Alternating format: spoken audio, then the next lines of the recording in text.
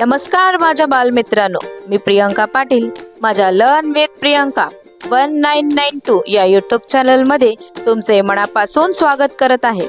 आज आपण इयत्ता 9वीचा धडा 3 बेटा मी ऐकतो आहे या धड्याचा स्वाध्याय समजावून घेणार आहोत।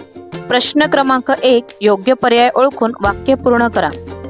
अ, लेखकांना शिरीषला कार्यक्रम द्यायचा नव्हता कारण या 4 पर्यायापैकी योग्य पर्याय आहे नंबर 3।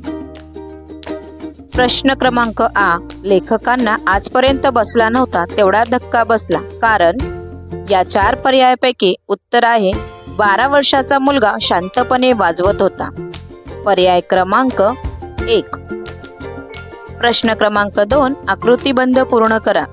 शिरीषची स्वभाव वैशिष्ट्ये: शिस्तप्रिय, धीटपणा, मेहनती, आत्मविश्वास। आता आपण पाहूया प्रश्न क्रमांक 3, जोड्या जुळवा। पुढील 2 चौकटीतील शब्दांचा सहसंबंध ओळखून जोड्या लावा। याची उत्तरे आहेत: धीट, भित्रा, हजर, गैरहजर, सुंदर, कुरूप, स्तुती, निंदा। पुढील प्रश्न आहे प्रश्न क्रमांक 4, खालील परिणामाबाबतच्या घटना लिहा। परिणाम: वडिलांच्या चेहऱ्यावर तृप्तीचे समाधान होते। उत्तर आहे व्हायोलिन खाली ठेवून गुरुजींनी नानाकडे पाहिले। परिणाम क्रमांक 2, शिरीषला वारंवार खेद वाटायचा। याचे उत्तर आहे नानांना काहीच ऐकू यायचे नाही। प्रश्न क्रमांक 5, खालील वाक्यात अधोरेखित शब्दाऐवजी पाठात आलेले योग्य वाक्प्रचार शोधून वाक्य पुन्हा लिहा। पहिला, वर्गातील विद्यार्थ्यांनी शिक्षकांचे शिकवणे लक्षपूर्वक ऐकले पाहिजे। उत्तर, वर्गातील विद्यार्थ्यांनी शिक्षकाचे शिकवणे जीवाचे कान करून ऐकले पाहिजे। प्रश्न क्रमांक 2, आपल्या शाळेचे नाव वाईट होऊ नये म्हणून प्रत्येक विद्यार्थ्याने काळजी घ्यायला हवी। उत्तर, आपल्या शाळेचे नाव खराब होऊ नये म्हणून प्रत्येक विद्यार्थ्याने काळजी घ्यायला हवी। प्रश्न क्रमांक 3, उत्तम वादनाने लेखकाचे शिरीषबाबतचे मत चांगले झाले।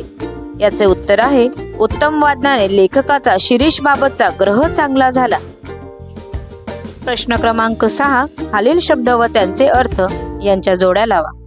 कोलाहल याचे उत्तर आहे गोंधळ, तारेवाईक याचे उत्तर आहे विचित्र, मुसाफिर याचे उत्तर आहे प्रवासी आणि उद्योग याचे उत्तर आहे प्रेरित। प्रश्न क्रमांक 7, स्वमत। प्रश्न पहिला, शिरीष मधील तुम्हाला समजलेली गुणवैशिष्ट्ये सोदाहरण स्पष्ट करा। त्याचे उत्तर आहे शिरीषचे आपल्या वडिलांवर मनापासून प्रेम होते।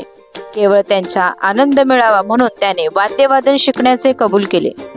त्याचा आत्मविश्वास खूप दांडगा होता। प्रथम कार्यक्रमात त्याने धीटपणे व शांतपणे फिडलवर भूप राग वाजवला। भरपूर मेहनत करण्याची त्याची मानसिक तयारी होती। त्याच्या वादनावर त्याची निष्ठा होती। नानांच्या मरणाने तो खचला नाही, उलट सूर व मात्रेचाही फरक न करता उत्कृष्ट वादन त्याने सादर केले। त्याला गुरुविषयी नितांत आदर होता म्हणून कार्यक्रम सरताच तो त्यांच्या चरणाशी लीन झाला। प्रश्न क्रमांक 2, शिरीषची भूमिका तुम्हाला कोणता संदेश देते ते तुमच्या शब्दात लिहा।